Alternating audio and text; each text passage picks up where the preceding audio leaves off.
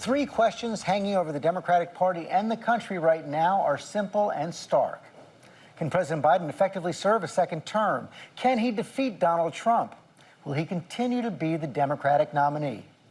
I put those questions to President Friday in our exclusive interview. Here now is that entire conversation. Mr. President, thank you for doing this. Thank you for having me. Let's start with the debate.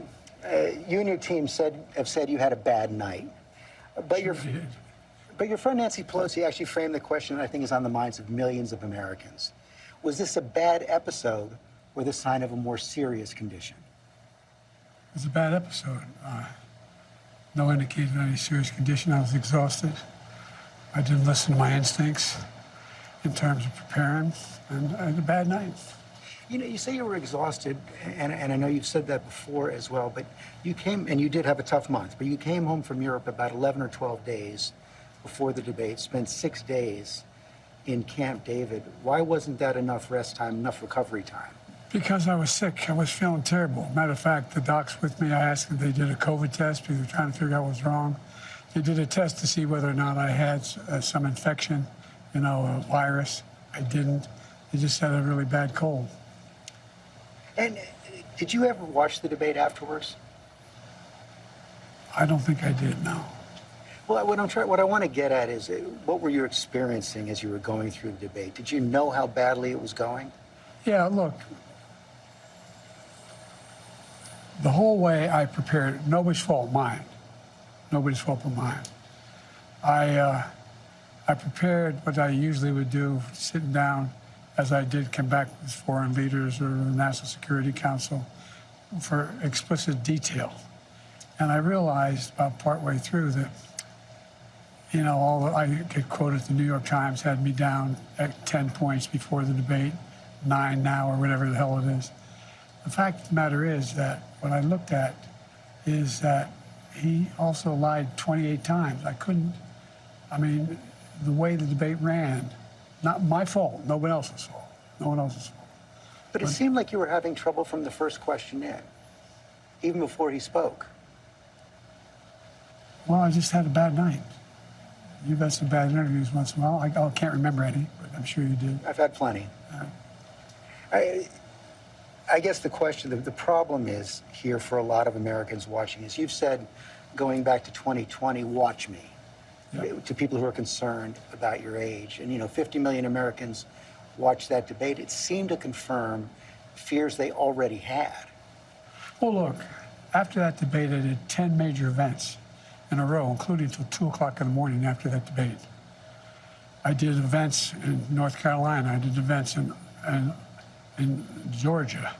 Did events like this today. Large crowds, overwhelming response, no slipping. And so I just had a bad night. I don't know why. And how quickly did it come to you that you were having that bad night? Well, it came to me as having a bad night when I realized that even when I was answering a question, even though they turned his mic off, he was still shouting. And I let it distract me. I'm not blaming it on that. But I realized that I just wasn't in control. But part of the other concern is that this seems to have fit into a pattern of decline that has been reported on recently. New York Times had a headline on July 2nd, Biden's lapses are said to be increasingly common and worrisome. Here's what they wrote. People who have spent time with President Biden over the last few months or so said the lapses appear to have grown more frequent, more pronounced, and after Thursday's debate, more worrisome. By many accounts, as evidenced by video footage, observation, and interviews, Mr. Biden is not the same today as he was even when he took office 3.5 years ago. Similar reporting in the Washington Post and the Wall Street Journal. Are you the same man today that you were when you took office 3.5 years ago? In terms of successes, yes. I also was the guy who put together a peace plan for the Middle East that may be coming to fruition. I was also the guy that expanded NATO. I was also the guy that grew the economy. All the individual things that were done were ideas I had or I fulfilled. I moved on. And so, for example, you know, well, that was true then. What's Biden done lately? Today, just announced 200,000 new jobs. We're moving in a direction that no one's ever taken on. I know you know this from the days in the government. I took on Big Pharma. I beat them. No one said I could beat them. I took on all the things we said we got done. We were told we couldn't get done. And part of it is what I said when I ran was I wanted to do three things: restore some decency to the office, restore some support for the middle class instead of trickle-down economics, built from the middle out and the bottom up, the way the wealthy still do fine, everyone does better, and unite the country. But what has all that work over the last 3.5 years cost you physically, mentally, emotionally? Well, I just think it cost me a really bad night, a bad run. But, you know, George, I'm optimistic about this country. I don't think we're a country of losers, that he points out. I don't think America's in tough shape. I think America's on the cusp of breaking through in so many incredible opportunities. This next term, I'm going to make sure we have straighten out the tax system. I'm going to make sure we're in a situation where we have health care for all people, where we're in a position where we have child care and elder care, free up, and all these things. The one thing I'm proudest of is, remember when my economic plan was put forward, a lot of the mainstream economists said it's not going to work. Well, guess what? We now have 16 Nobel laureates, 16 of them in economics, saying that Biden's next term would be, based on what he wants to do, enormous success. Trump's plan would cause a recession, would significantly increase inflation.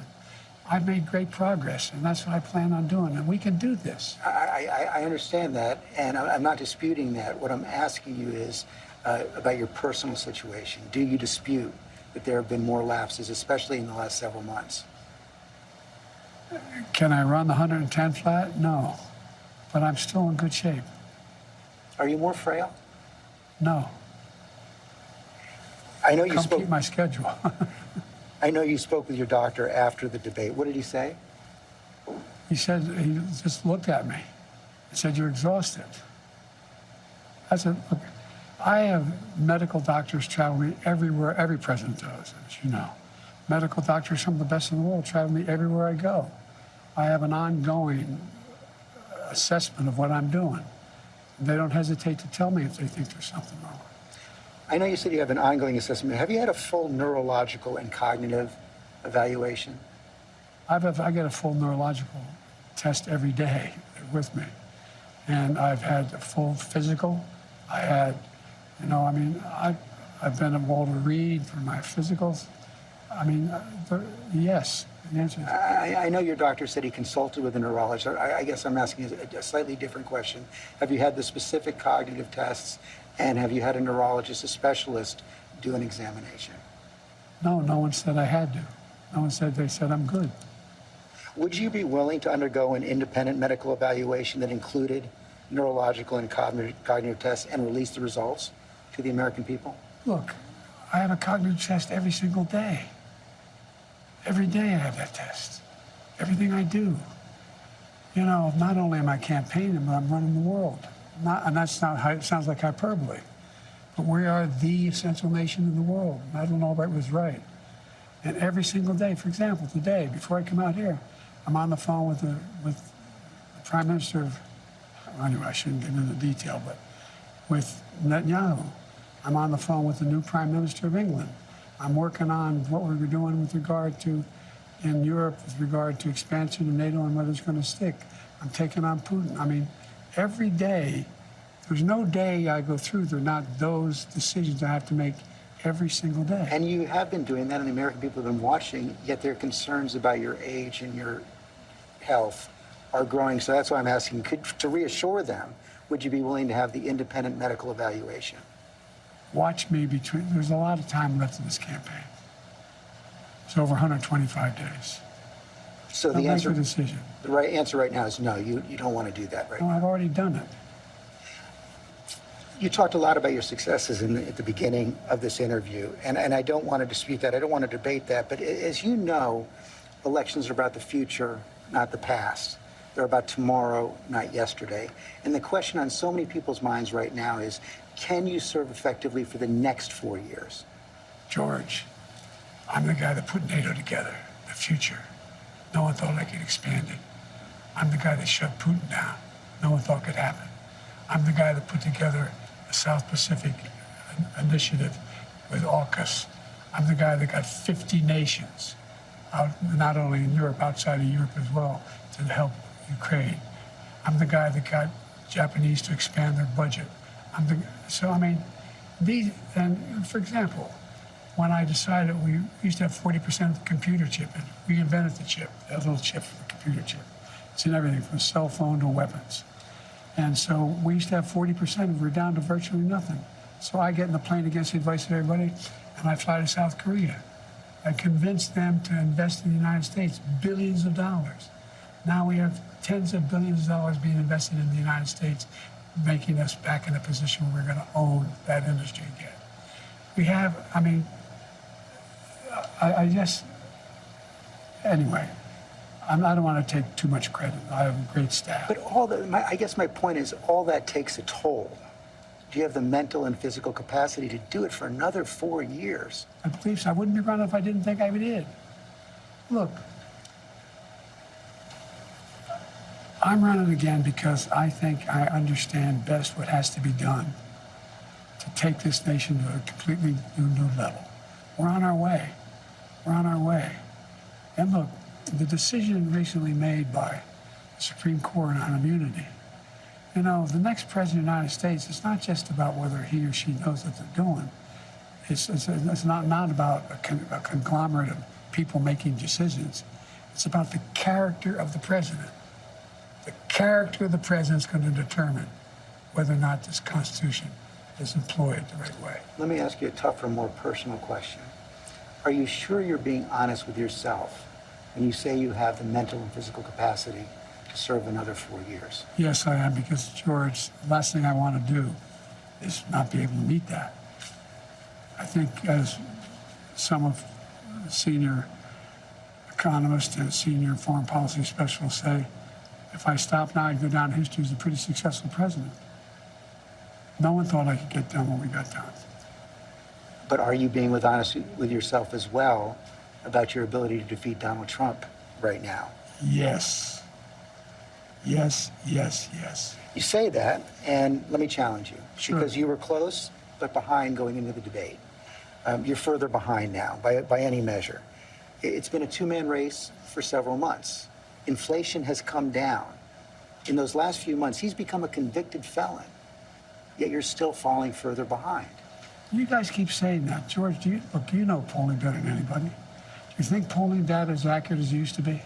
I don't think so, but I think when you look at all of the polling data right now, it shows that he's certainly ahead in the popular vote, probably even more ahead in the battleground states. And one of the other key factors there is it shows that in many of the battleground states, the Democrats who are running for Senate and the House are doing better than you are. Well, that's not unusual in some states. I carried an awful lot of Democrats last time I ran in 2020. Look, I remember them telling me the same thing in 2020. I can't win. The polls show I can't win. Remember 2020, the red wave was coming. Before the vote, I said, that's not going to happen. We're going to win. We did better in an off year than almost any incumbent president ever has done. They said in 2023, all the tough races, we're not going to win. I went into all those areas, all those districts, and we won. All that is true, but 2020 was a close race. And your approval rating has dropped significantly since then. I think the last poll I saw was at about 36%.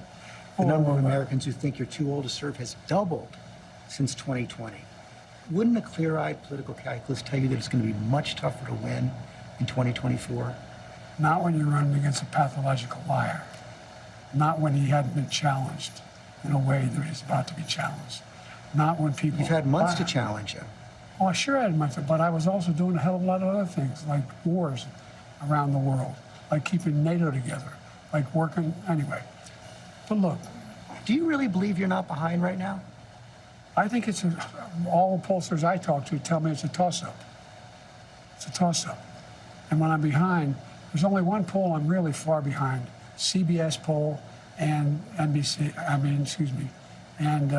New York Times and NBC both have you about 6 points behind in the popular vote. That's exactly right. New York Times had me behind before anything happened to do with this race. Had me behind 10 points. 10 points had me behind. Nothing's changed substantially in the debate, the New York Times poll. Just when you look at the reality, though, Mr. President, I mean, you won the popular vote in 2020, but it was still deadly close in the Electoral By 7 College. million votes. Yes, but you're behind now in the popular vote. I don't buy that. Is it worth the risk? I don't think anybody's more qualified to be president or win this race than me. You know, the heart of your case against Donald Trump is that he's only out for himself, putting his personal interest ahead of the national interest. How do you respond to critics who say that by staying in the race, you're doing the same thing? Oh, come on. Well, I don't think those critics know what they're talking about. They're just wrong? It's wrong. Look, Trump is a pathological liar. Trump is, he is.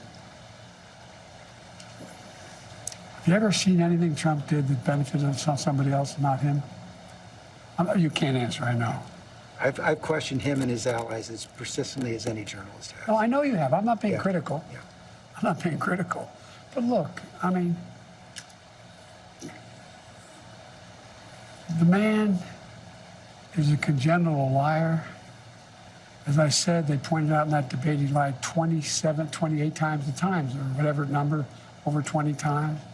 Talk about how good his economy was, how he brought down inflation, how this is a guy who, unlike only other president other than him is Hoover, lost more jobs than he created. This is a guy who told us to put bleach in our arms to deal with COVID, with over a million people died. This is a guy who talks about wanting to get rid of the healthcare provisions we put in place. This is a guy who wants to give the power back to big pharma to be able to charge exorbitant prices for drugs. This is a guy who wants to undo every single thing I've done. Every single thing. I understand that, and I understand that's why you want to stay in the race, but have you convinced yourself that only you can defeat him? I convinced myself of two things. I'm the most qualified person to beat him, and I know how to get things done. If you can be convinced that you cannot defeat Donald Trump, will you stand down?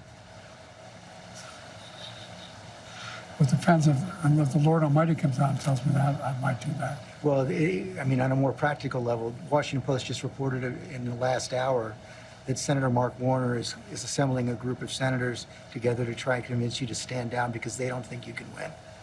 Well, Mark is a good man. But we've never had that. He also tried to get the nomination too. Mark's not. Mark and I have a different perspective. I respect him. And if Chuck Schumer and Hakeem Jeffries and Nancy Pelosi come down and say, we're worried that if you stay in the race, we're going to lose the House and the Senate, how will you respond? I go into detail with them. I've spoken to all of them in detail, including Jim Clyburn. Every one of them. They all said I should stay in the race. Stay in the race. None of the people said I should leave. But if they do? Well, it's like, they're not going to do that. You sure? Well, yeah, I'm sure. Look, I mean, if the Lord Almighty came out and said, Joe, get out of the race, I'll get out of the race. The Lord Almighty's not coming down. I mean, these hypotheticals, George, if all... But it's not that hypothetical anymore. I grant that they have not requested the meeting, but it's been reported... I've met with them. I've met with a lot of these people. I've talked with them regularly. I had an hour conversation with Hakeem. I had more time than that with Jim Clyburn. I spent time with many hours, off and on, the last little bit, with Chuck Schumer. It's not like I had all the governors.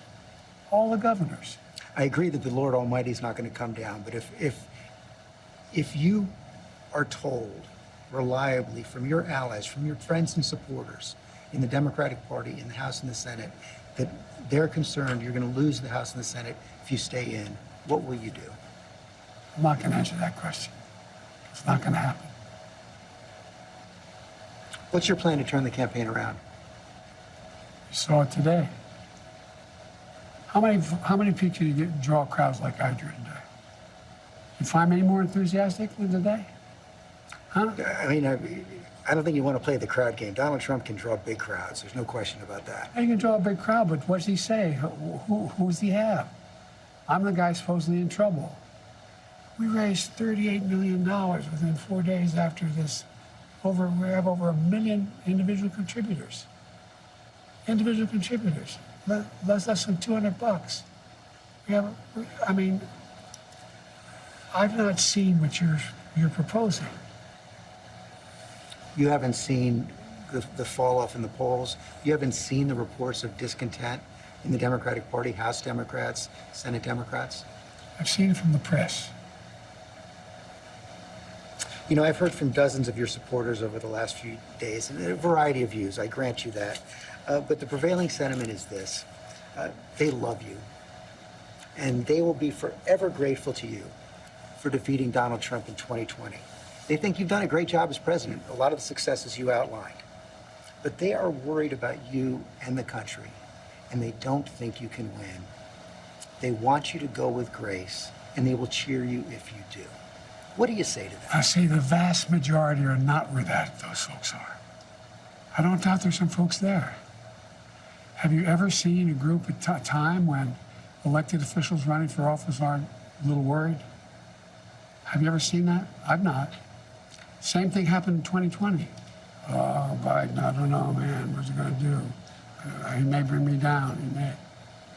Mr. President, I've never seen a president at 36% approval get reelected. Well, I don't believe that's my approval rate. That's not what our polls show. And if you stay in and Trump is elected and everything you're warning about comes to pass, how will you feel in January? I feel as long as I gave it my all and I did the good job as I know I can do. That's what this is about. Look, George, think of it this way.